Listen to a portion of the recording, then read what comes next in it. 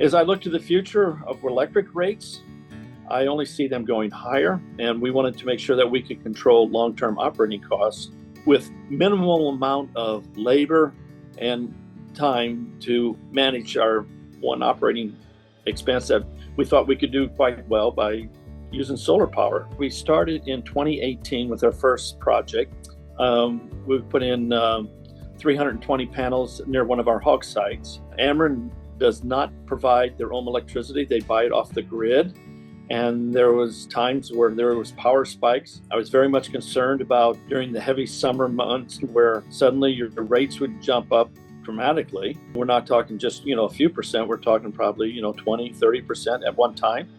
So we worked with Paul McKnight and EFS on the first project. They are competitive on price of installation. They have a good labor force. They know their business.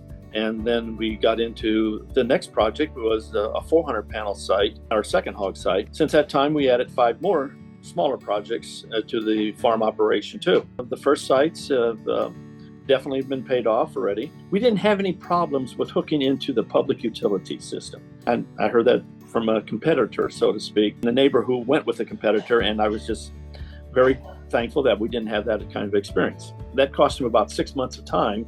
After the project was completed, they couldn't get hooked on to the utility. Paul McKnight is a good man.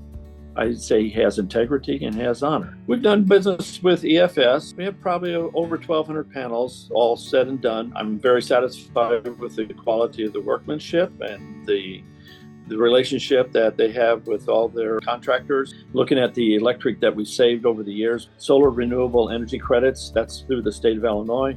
The other tax benefits that we got from it, depreciation, the 30% solar tax credit, yes, it definitely pays.